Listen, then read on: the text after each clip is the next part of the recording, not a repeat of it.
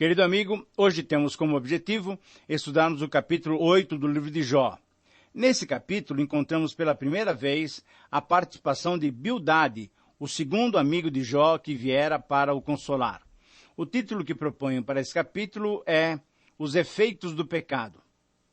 Depois de Jó ter falado e se queixado da sua situação, conforme o capítulo 3, Elifaz aconselhou a Jó, mostrando que diante das perplexidades da vida, o melhor a fazer era submeter-se a Deus.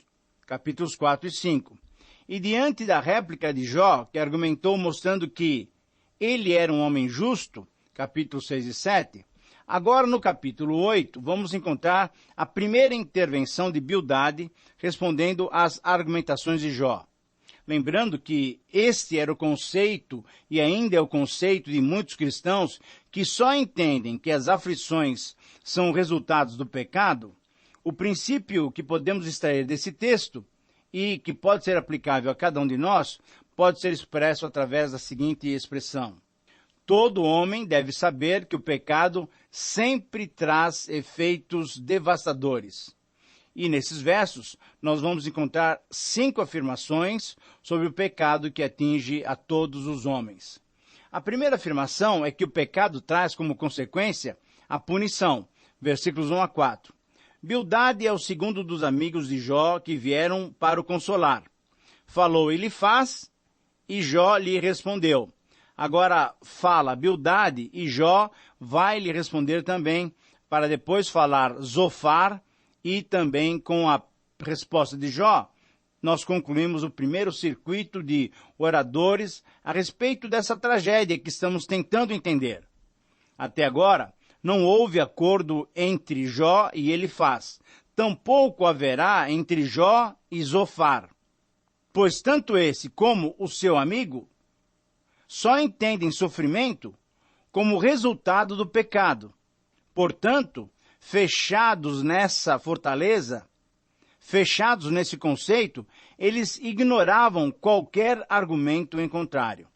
Bildade, então, provavelmente, por ser o mais novo, por ser mais novo que Elifaz, também ele é menos polido, ele é mais agressivo.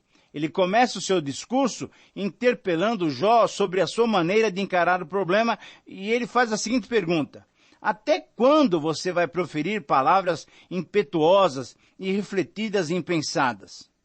Veja bem, Bildade rejeita a ideia de Jó culpar a Deus pela sua má sorte e também pela má sorte de toda a humanidade.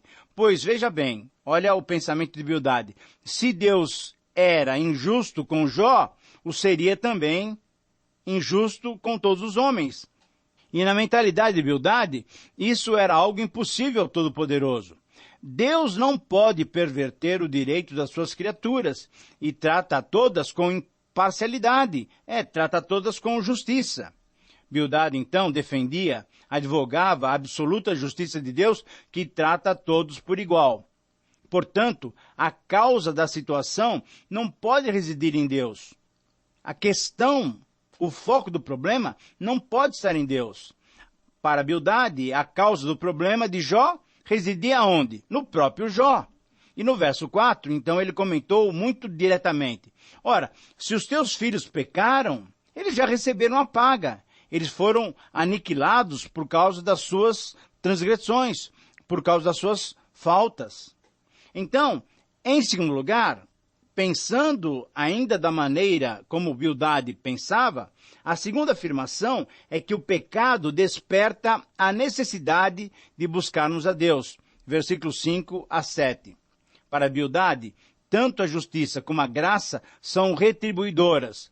Bildade disse o seguinte: se você buscar a Deus e ao Todo-Poderoso você pedir misericórdia, e se você for reto e justo, Ele sem demora despertará em teu favor e te ajudará. Essa é a ideia que está aparecendo no versículo 6.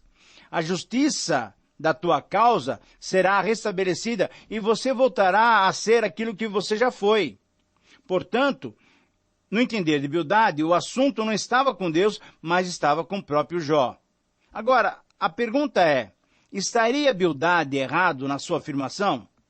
Ora, veja bem, Quanto à justiça, Jó poderia concordar e nós poderemos concordar tranquilamente, porque realmente Deus é justo e retribui conforme o pecado do homem. Bildade estava mostrando ao seu amigo que a colheita e a semeadura são sempre correspondentes, e quem semeia males, colhe males. E Bildade ainda acrescenta: Jó, veja bem o teu caso, pois não será com palavras fortes que você terá resolvido a sua situação. No versículo 6 ele diz assim: se você for reto e puro, ele, Deus, sem demora, despertará em teu favor. E de novo, a velha tecla de Elifaz. Jó estava acolhendo aquela situação, pois ele não era reto no seu procedimento. Esse era o julgamento dos dois amigos. Agora, juntamente com Elifaz, Bildade fazia essa mesma afirmação. Com certeza, os amigos ali estavam juntos e um ouvia o que o outro estava falando e aí aproveitava os argumentos de um para serem usados por aquele que estava ouvindo. Aos amigos de Jó só interessava o restabelecimento da sua primitiva, da sua anterior situação. E isso, segundo o entender deles, dependia apenas dele, não de Deus. Por quê? Porque Deus é reto e bom e não tortura ninguém sem causa. Bildade, veja bem, ele ainda afirmou no versículo 7, o teu estado passado não será nada em comparação com o futuro. E por amor do teu futuro é que eu te peço, encarecidamente, veja onde você caiu e te recomponhas com o que você esperava para que o teu futuro seja promissor. Mas ainda temos uma outra pergunta a ser respondida. Ou melhor, temos a segunda parte da pergunta a ser respondida. Será que Bildade estaria errado ou certo na sua afirmação? Veja bem, ele tinha proposto que tanto a justiça como a graça eram retribuidoras. Então, em relação à justiça, Deus retribuía. O mesmo não se pode dar, a mesma sentença não se pode afirmar em relação à graça. Mas por quê? Ora, porque veja bem, o princípio básico da graça é ser um favor imerecido, isto é, a graça é dar independentemente do merecimento daquele que recebe. Então, se fazemos algo para merecer, então já anulamos a graça. Graça não é pagamento, isso é justiça. Segundo entendia Bildade, se Jó estava sofrendo é porque havia pecado na sua vida, e ele estava recebendo a recompensa pelo seu delito. E assim, nesse ponto, Bildade apresentou o mesmo argumento que ele faz. Por quê? Porque devemos buscar a Deus porque estamos em débito com Ele. Bildade disse ainda mais, para o futuro é que nós marchamos, e para Ele é que devemos nos preparar. O que passou, passou. E o que desejamos é que o teu passado se prolongue no futuro. Para quê? Para que as gerações vindouras se iluminem como nós nos iluminamos com as gerações do passado. Por isso, então, ele faz uma terceira afirmação. E a terceira afirmação é que o pecado, desde as gerações passadas, sempre foi penalizado, sempre foi castigado. Versículos 8 a 12. Então, para Bildade, ele apelou para a tradição, veja bem. E aí sugeriu o seguinte, pergunta às gerações passadas o que elas têm para nos ensinar e através dos seus testemunhos vamos perceber que sempre foi assim, isto é, o ímpio sempre sofreu como recompensa, como pagamento pelos seus pecados. Não podemos, pois, valer-nos dos nossos conhecimentos, mas as gerações passadas, sim, elas podem nos mostrar como a justiça foi aplicada nos seus dias. Parece que atrás dessa figura, conforme os versículos 8 a 10, há uma pretensão de fazer reviver a experiência dos homens antediluvianos, que viveram séculos e deixaram lições para a nossa instrução. Matusalém, por exemplo, viveu quase 1 milênio. Que teria ele para nos ensinar? Seria bom, diria Bildade, que o ouvíssemos. Mas esse era um argumento válido para muitos casos, porém não para todos os casos, e muito menos para a situação de Jó. Por isso, a quarta afirmação é que o pecado é causado pelo nosso esquecimento de Deus, versículos 13 até 19. Então, depois de demonstrar que o sofrimento humano é sempre consequência de um mal feito, Bildade passou a mostrar que o pecado é essencialmente uma separação entre o homem e Deus, conforme o versículo 13. A tese de Bildade é a de que aquele que se esquece de Deus age como o ímpio, e por isso não tem segurança e a sua vida não é confiável. É instável. Versículo 14 e versículo 15. Não tem bases sólidas ou raízes profundas. Versículos 16, 17 e 18. E a sua alegria é passageira, conforme o versículo 19. Bildade está mostrando que aquele que se esquece de Deus age como ímpio e por isso não pode ter segurança. O raciocínio de Bildade é lógico, é seguro inclusive. Embora muito parcial e de uma curta compreensão, como vimos nas ideias precedentes, todavia Bildade tinha uma compreensão daquele tempo.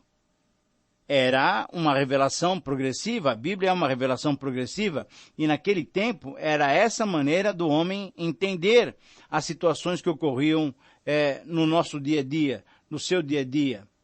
As aflições de Jó, para eles, tinham uma explicação. Jó tinha cometido alguns pecados. Veja bem, eles entendiam o seguinte: só os piedosos eram ricos e felizes, e todo o sofrimento resultava da impiedade ou da infidelidade a Deus. Mas, na verdade, querido amigo, nem todo raciocínio, mesmo lógico, é um raciocínio verdadeiro. Basta que uma das premissas seja falsa para todo argumento cair ou então para haver contradição. O raciocínio do amigo de Jó era lógico, mas ele estava sustentado em um elemento falso, isto é, de que toda impiedade é destruída. Logo, Jó foi castigado porque ele era ímpio. Ora, nem toda impiedade é logo destruída. Temos que lembrar bem disso. O mundo que conhecemos é um mundo ímpio. E aí está com seus carnavais, com suas festas, com suas drogas, suas festas da carne, e a vida vai continuando, ano após ano. Pelo menos, aparentemente, todo mundo está feliz. Já demonstramos que Deus não exerce a sua justiça de imediato contra a impiedade. Parte dessa impiedade, querido amigo, terá acertos no futuro. Isso é o que conhecemos, isso é o que a Bíblia nos revela. Então, Bildade impiedosamente concluiu o seu raciocínio dizendo: eis que isso foi o final da tua vida. É assim que você tem que olhar para a sua vida. Versículo 19. Você pecou e agora você está pagando pelo seu pecado. Ora, aparentemente as palavras de Bildade são uma tremenda ironia lançada no rosto de Jó, como a dizer que Jó foi um homem contente e feliz, mas agora estava reduzido a nada porque tinha sido duro, cruel, impiedoso e pecador. Mas então, uma quinta afirmação que nós precisamos entender, segundo essa maneira de pensar, é que para muitas pessoas o pecado só é perdoado quando restabelecemos a integridade. Veja os versículos 20 a 22 já na conclusão desse capítulo. Veja bem, finalmente Bildade mostra que aquele que sempre se lembra de Deus, esse então é reto, versículo 20, que nunca é rejeitado por Deus. Por quê? Porque ele vive sempre em alegria e louvor e não vive envergonhado. Versículos 21 e 22. Para Bildade, há duas classes de pessoas. Para Bildade e para muitos cristãos ainda hoje, existem apenas duas classes de pessoas, o justo e o ímpio. Para ele, Jó estava muito mais para a classe dos ímpios do que para a classe dos justos. Veja o versículo 2. Agora, por que Bildade, por que muitos cristãos pensam dessa maneira? Ora, por quê? Porque, segundo o seu entendimento, o seu sofrimento, o sofrimento de alguém, era consequência de um pecado cometido. Era consequência de uma vida injusta. era consequência de uma vida impiedosa. Nesses versos finais, Bildade está como que mostrando, segundo o seu entender, qual seria o destino futuro de Jó. Você é um homem reto? Eis que Deus não rejeita os íntegros, nem toma pela mão os malfeitores. Versículo 20. Se és como dizes, o futuro vai revelar, pois Deus não é Deus injusto com aquele que é justo. A riqueza que você teve e se perdeu, se você realmente é justo, vai voltar toda ela para tua mão, mas tu tens que se arrepender para que as coisas voltem ao seu lugar. Na verdade, querido amigo, você pode perceber que Bildade está insistindo para que Jó reconheça que ele foi injusto, reconheça que ele foi pecador, porque aí então, arrependido, Bildade entendia que Deus faria retornar todas as bênçãos para Jó. Veja bem, olha o que ele promete para Jó. Ele, isso é Deus, te encherá a boca de riso e os teus lábios de júbilo. Os teus aborrecedores se vestirão de ignomínia. Eles ficarão envergonhados. Versículo 21. Bildade diria mais que o futuro de Jó estava na sua mão. Se ele se arrependesse, tudo voltaria ao que era antes. Caso contrário, isso é, caso ele ficasse ainda insistindo na sua inocência, nada poderia remediar o mal daquilo que estava acontecendo com ele. Essa maneira de falar, essa maneira de pensar a um sofredor, eram, em outras palavras, eram pontas de lança, na verdade, para aquele pobre coração já sofrido. Ele estava sendo julgado por um mal que não havia praticado. Isso os amigos de Jó não conseguiam entender. Bildade não teve nenhuma palavra de conforto, nenhuma palavra de simpatia. Toda a sua argumentação girava em redor do pecado. Você cometeu um pecado, Jó.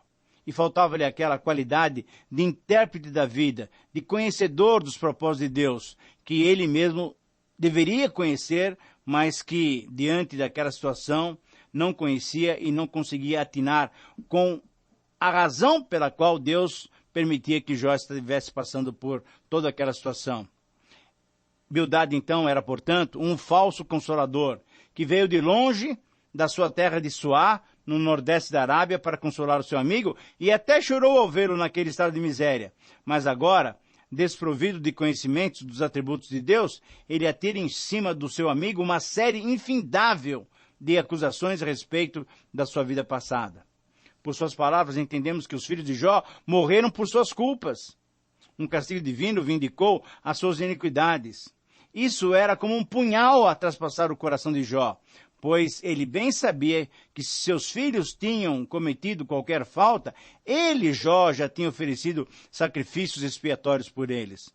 Não era, portanto, verdadeira acusação de Bildade, de que a sua casa tinha perecido por causa da sua iniquidade. Mas ainda, Bildade estava preso nas malhas da tradição dos antigos, de que todo sofrimento é resultado do pecado.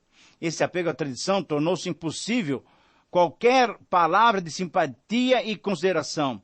Os antigos viveram vidas longas, diria ele, felizes, porque não pecavam contra Deus. Dentro dessa dialética, a Bildade perdeu tempo em vir consolar o seu amigo, pois apenas acusações ele tinha para tirar na sua face. Para não desprezar de todo a fala de Bildade, diremos que em parte o seu raciocínio era correto. Mas em parte não. Era, na verdade, um subproduto da ignorância dos povos religiosos da antiguidade, em que Deus era entendido como quem dá em troca aquilo que recebeu.